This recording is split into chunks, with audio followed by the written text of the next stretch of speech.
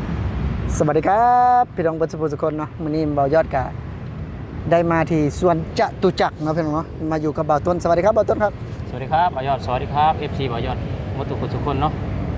คือว่ามื้อนี้นะมีเรื่องราวจะมาพูดถึงเนาะคือเห็นทางไอ้ต้นนะเห็นมีคนแบบว่ามาแซะบ่าวต้นนะมื้อนั้นนะไอ้เรื่องว่ามาอยู่ไทยนี่ก็ได้เสียเงินคือกันว่าแบบว่าเสียเงินค่าไปอยู่ต่างถิ่นแบบนี้นะมันได้เสียบ่คือทางบ่าวต้นอยากให้บ่าวต้นเว้าอีกจังนึงคือจะมาอยู่ประเทศไทยเสียแต่เงินค่าวีซ่าค่าวีซ่าแต่ละปีนะวีซ่าแต่ละปีนะกับเสียค่าห้องเสียค่าไฟเรื่องแบบว่าเจ้าหน้าที่มาเก็บเงินค่าพักเช้าคืออยู่บ้านเฮามาเก็บเงินค่ามานอนต่างถิ่นต่างแดนบ่มีหรอกประเทศไทยบ่มีอยู่นั้นเพราะว่ากฎหมายประเทศไทยนี่เขาทันสมัยแล้วบ่ได้กฎหมายล้าหลังเต่าล้านปีคือบางประเทศบ่มีคือประเทศไทยมันทันสมัยมาแล้วเขาสิไปนอนใส่ก็ได้คนลาวนี่นะคนลาวนี่แล้วและคนไทยได้สมมุติว่าไปต่างจังหวัดแบบนี้นะคนไทยก็ให้นอนง่ายให้ง่ายคนไทยเพราะว่าเขามีบัตรประชาชนอยู่แล้วไปกับเขาบริเหตุผิดถ้าเหตุผิดเขาก็แจ้งตำรวจมาตรวจประวัติเจ้ามาตรวจเจ้าว่าเจ้ามาใส่บ่ได้มาเคาะห้องในยามเที่ยงคืนนะบ่มาเคาะห้องกับบริถือทีนเขาแล้วอันนี้คือทางบ่ต้นนี่กับบ่ได้เสียเนาะนายจ้างกับบ่ได้เสียให้บ่คือทุกสิ่งทุกอย่างคือบ่ต้นเฮ็ดเองมันน่ะคือเท่าแก่มีหน้าที่แค่จ่ายเงินให้บ่ต้นน่ะทุกสิ่งทุกอย่างเข้าห้องคือบ่ต้นเฮ็ดเองบ่ต้นเองเบิดเพราะฉะนั้นแล้วถ้าว่าเฮาเสียเฮาก็ฮู้เนาะอันนี้คือบ่ได้เสียประเทศไทยบ่ได้เสียค่าเงินค่าพักเช้าเงินค่านอนค่ายังบ้านเพิ่นนะบ่ได้เสียเฮาก็เสียแค่ค่าห้องที่เฮาอยู่แม่นกับเสียแค่แต่วีซ่าทำงานแต่ละปีเฮาก็คือได้เสียแต่แบบคือปกติเฮาก็เสียอยู่แล้วเนาะแม่นแต่บ่จำเป็นต้องมาคุมคู่เฮาเนาะแม่นคือประเทศไทยน่ะเพิ่นบ่ได้มองว่าเฮาต้องไปเอาน้ำมันเด้เนาะคือเฮาเอาไปให้เองอยู่แล้วแต่ละเดือนสมมุติว่าคือพาสปอร์ตท่องเที่ยวตอนนี้ก็ได้2เดือนแม่นบ่2เดือนเข้าก็เอาไปจ่ายอยู่แล้วเนาะอยู่ต่อมอแต่ละเดือนนะว่าซั่นจ้ะคือเฮาวีซ่า3เดือนเฮาก็ไปจ่ายอยู่แล้วประเทศไทยเพิ่นเฮ็ดเป็นระเบียบแบบนี้นะแล้วบ่ต้นคิดเห็นว่าได้กับคนเหล่านี้คนที่แบบว่ามาแซะให้เฮานี่เจ้าอยู่ไทยคนบ่เคยมาคิดว่าประเทศอื่นสิเป็นแบบประเทศเจ้าของหั่นน่ะบ่เคยมาไทยแต่คิดว่าประเทศอื่นสิเป็นแบบนี้นะที่จริงแล้วคำซั่นเขาสิมีคำว่าประเทศที่เจริญกับประเทศที่ด้อยพัฒนาบ่ประเทศที่เจริญเขาก็เจริญไปหมดทุกสิ่งทุกอย่างบ่ว่าแต่กฎหมายบ่ว่าแต่อีหยังก็แล้วแต่เขาสิเจริญไปหมดความคิดเขาก็เจริญถ้าประเทศด้อยพัฒนากฎหมายก็บ่พัฒนาความคิดของคนก็ด้อยพัฒนามันสิไปตามๆกันหมดคือเฮ็ดหยังก็จักแต่รีดไทยเอาเนาะแม่นอ๋อคือบ่ได้คิดว่าเฮาต้องทำแบบนี้ได้แล้วแบบว่าเฮ็ดให้มันทันสมัยนะแบบนี้เด้คือปัจจุบันนี้บ่จำเป็นต้องเอาใบพักเช่าไปเนาะเอาแบบว่าให้ทุกคนนี่ให้มีบัตรประชาชนนี่นะเนาะให้มันง่ายนะบ่จดคิดว่าตัวนี้น่าจะง่ายกว่าถ้าแบบว่าโอ้ยถ้าจะไปต่างจังหวัดกูต้องเอาเจี้ยใบใหญ่ๆได้ไปเฮ็ดนำในพยาบาลนี่ได้เนาะคือล่าสมัยนั่นน่ะคือล่าสมัยนะบ่แม่นล้ำสมัยนะล่าสมัยกับล้ำสมัยประเทศไทยนี่ล้ำสมัยประเทศเฮาเด้ล่าสมัยมันเป็นได้ล่าสมัยคือบ่ทันหมู่บ่ทันหมู่ล่าสมัยเดี๋ยวนั้นคือยังตามประเทศไทยหลายอยู่เนาะแน่นอน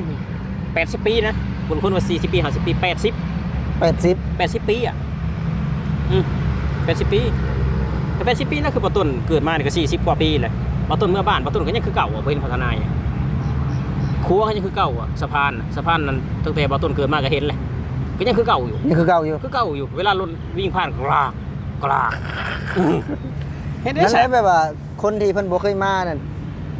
ก็มาแซะเฮาเนาะแม่นแบบว่าเขาบ่เคยเห็นว่าซั่นจ้ะบ่เคยเห็นบางคนมาประเทศไทยนะบางคนมาจนน้ำตาไหลเห็นคือบ่ต้นนั้นเห็นในคลิปบ่โบงวันเนาะสาวทองไทยเพราะว่าเห็นความสะดวกสบายเห็นแบบว่าคุณประโยชน์ประเทศไทยมอบให้น้ำตาไหล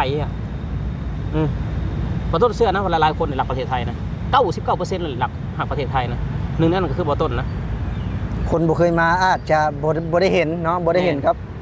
บ่เว้าพื้นฐานก็คือแบบว่านิสัยเนาะนิสัยนี่ก็กินข้าวแล้วกับบ้านเฮานะ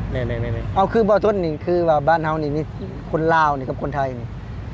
เว้าเรื่องเต็ม10นี่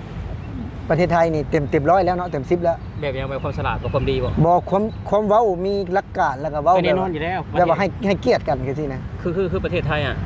ประเทศไทยเนี่ยเพิ่นอันนี้เนาะการศึกษาขั้นต่ำเนี่ยเป็นม.3 อ๋อ ม.3 ประเทศไทยเบิ่งเด้ม.3 ประเทศไทยคือปริญญาตรีบ้านเฮาพุ่นเด้ม.3 ประเทศ ก็ ไท ดี ย ประจันบัด เอ้าการเรียนเขามันต่างกันเด้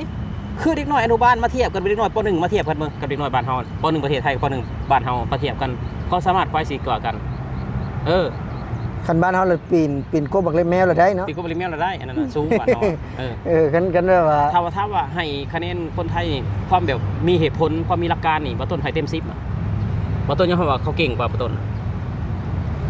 เด็กน้อย10ขวบนี่นะ10ขวบ12ขวบนะบ่ต้นยังสู้เขาบ่ได้บ่ความจริง คือเดียวประจันบัดตัว ก็เบิ่งความสามารถเขาสู้บ่ได้ ความสามารถของคนไทยนี่เนาะ แม่สู้เขาบ่ได้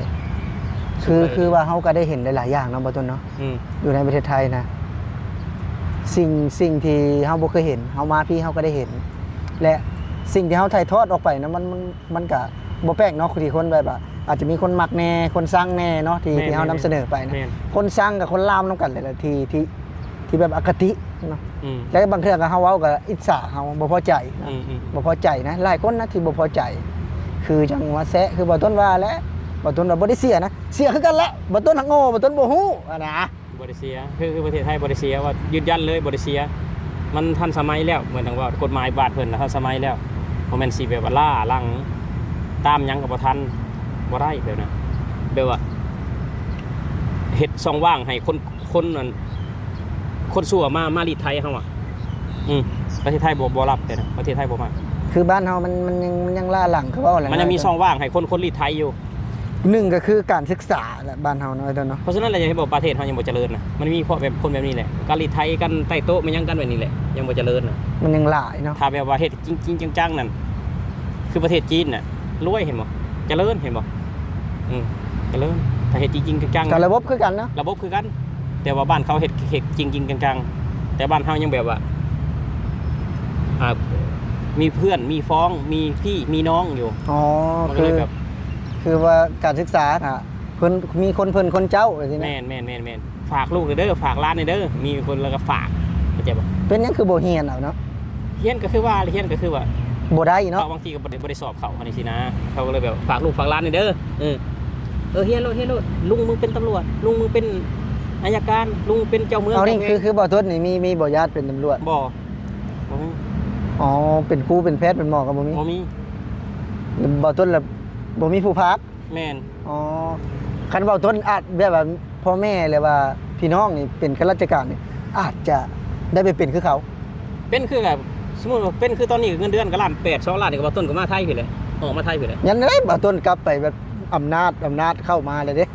บางทีบ่ต้นก็อาจจะไปโกงกินพี่น้องประชาชนก็ได้สมัยทุกมื้อนี่เนาะคือว่าโลกโซเชียลมันก็มาแล้วเฮาก็ฮู้จักแล้วว่าการโกงการแบบเห็นแก่ตัวมันเป็นแบบใดเนาะการที่มีความสุขที่สุดบ่แม่นการโกงการเห็นความมีความสุขที่สุดคือการหาเลี้ยงตนเองได้บ่โดยที่บ่ต้องโกงคนอื่นแบบความสุขของบ่ต้นนะคือบ่ต้นอยากเมื่อเป็นผู้ใหญ่บ้านนะบ้านแม่ยายบ่ต้นแม่ยายบ่ต้นว่าย่านเขาสร้างว่ะย่านไทบ้านสร้างโอ้ย่านเขาใส่มีปอบอยู่บ่เพราะบ่ต้นเนี่ยคิดบ่คือคนอื่นเด้บ่บ้านบ่ต้นบ้านเมียบ่ต้นมีปอบอยู่บ่เพิ่นว่าจักแล้วเขาว่ามีแต่บ่ต้นบ่เคยเห็นเทื่อปอบแปลกๆฮะเอาสมมุติว่าบ่ต้นนี่มีโอกาสที่จะได้เลือกตั้งเอาเป็นผู้ใหญ่บ้านหรือว่ากองร้อนเอากองร้อนบ่ต้นบ่เป็น อยากเป็นผู้ใหญ่บ้านอย่างเดียวผู้ใหญ่บ้านเลยคันเป็นมันก็ต้องไต่เต้าขึ้นไปมันนะบ่แล้วเฮาก็บ่เกี่ยวได้ว่าเฮาสิเป็นผู้ใหญ่บ้านแล้วต้องเป็นกองร้อนก่อนมันแล้วแต่คุมงานความดีเฮาเด้แล้วแต่ความสามารถเฮาเด้คันว่าคนอยู่ในบ้านมองเห็นเฮานะก็ต้องเชื่อฟังเขาพร้อมเด้ถ้าเฮาพาเฮ็ดหันเฮ็ดนี่เฮาต้องเฮ็ดเด้บ่แม่นว่าสิคัดเฮาเด้คัดก็บ่ได้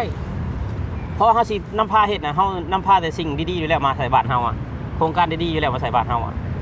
นะเฮาสิปกป้องบ้านเฮาที่ให้หนาแน่นที่สุดนะคนในบ้านก็ต้องเชื่อฟังเขาพร้อมตะคิวกินแล้วไอ้ต้นตะคิวกินแล้วตะคิวกินแล้วทุกคนตะคิวกินแล้วเอาสำหรับคลิปนี้บ่ยอดกสิขอลาพี่และน้องไปก่อนพี่น้องตาคิวกินแขกแล้วตอนนี้สวัสดีครับพี่น้องทุกคนครับผมโอ้ตะคิวกินแล้วไอ้ต้น